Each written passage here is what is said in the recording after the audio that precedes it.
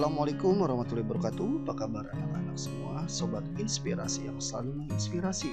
Saya doakan semoga kalian sehat selalu dan selalu semangat dalam meraih cita-cita.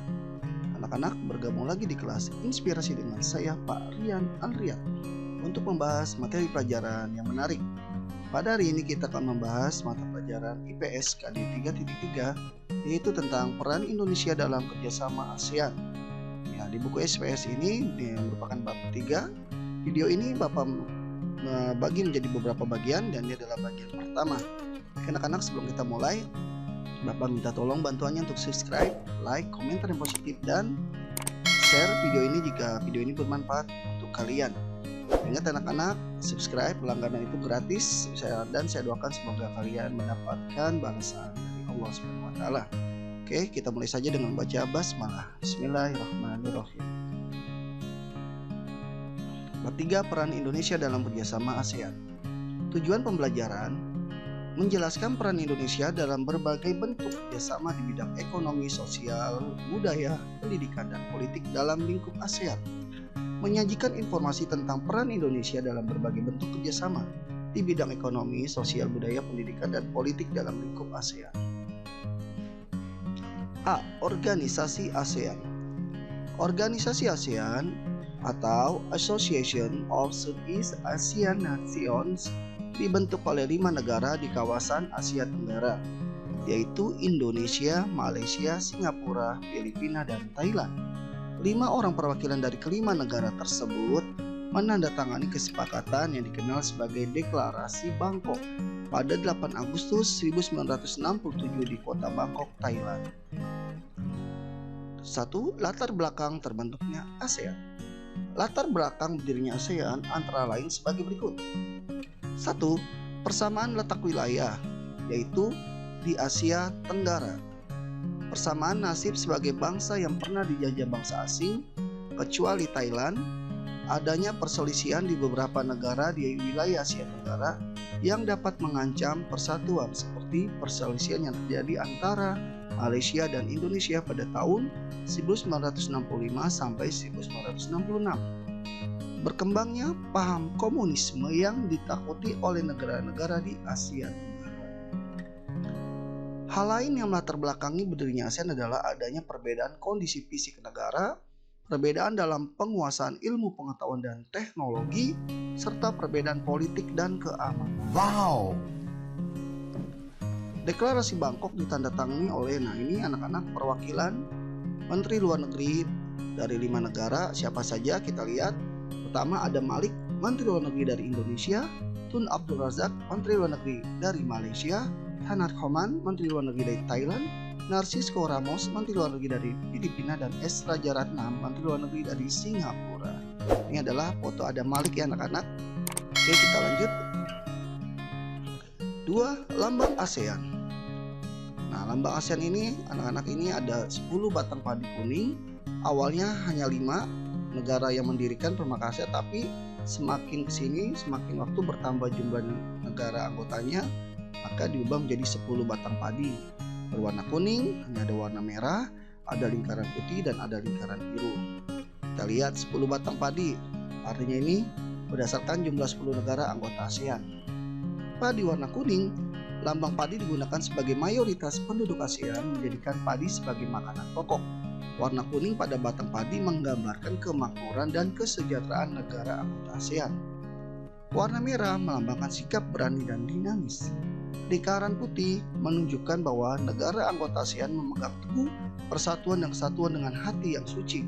Lingkaran biru melambangkan persatuan dan kesatuan untuk menjaga perdamaian dan keamanan. Itulah anak-anak ya, makna dari lambang ASEAN. Oke, kita lanjut. 3. Keanggotaan ASEAN. Berikut negara-negara anggota ASEAN. Pertama adalah Filipina, negara pendiri; Indonesia, negara pendiri; Malaysia, negara pendiri; Singapura, negara pendiri; Thailand, negara pendiri. Lalu Brunei Darussalam bergabung pada 7 Januari 1984. Diikuti oleh Vietnam 28 Juli 1995, Laos 23 Juli 1997, Myanmar 23 Juli 1997, ini berbarengan ya. Terakhir Kamboja 30 April 1999. Oke, ini bendera Brunei, Indonesia, bendera Kamboja, Laos, Malaysia, Myanmar, Filipina, Singapura. Nih bendera Thailand, ini Vietnam, ini wilayahnya.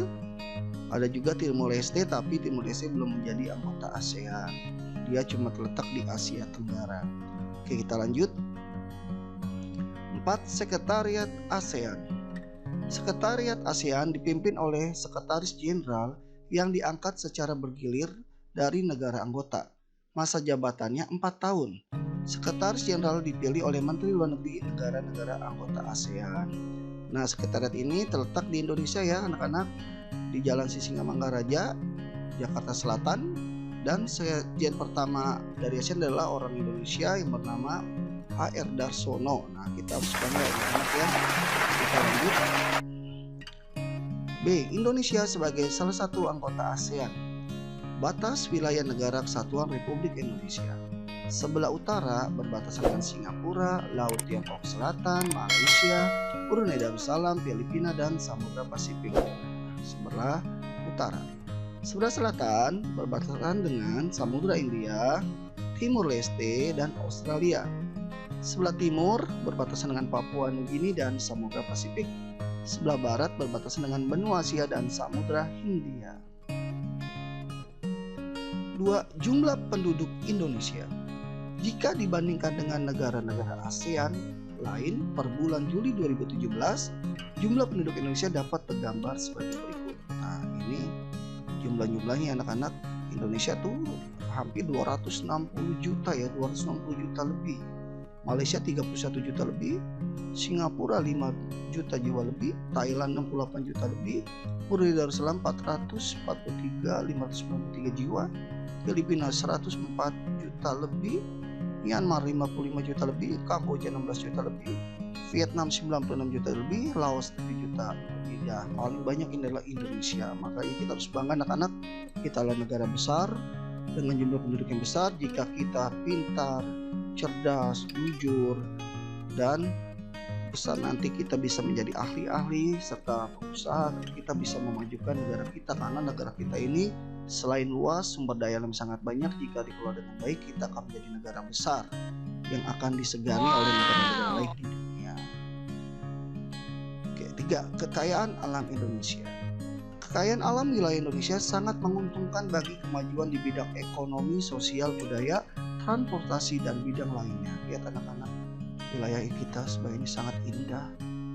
Di dalamnya ini banyak sumber daya alam, makanya kalian harus belajar dengan benar, harus menjadi pemimpin nanti, harus menjadi pemimpin yang benar, yang jujur, yang mampu mengelola kekayaan alam kita ini untuk mensejahterakan rakyat Indonesia. Saya doakan semoga kalian semua akan menjadi pemimpin-pemimpin besar yang dapat memajukan, yang dapat membawa negara kita menjadi negara besar. Amin ya rabbal alamin.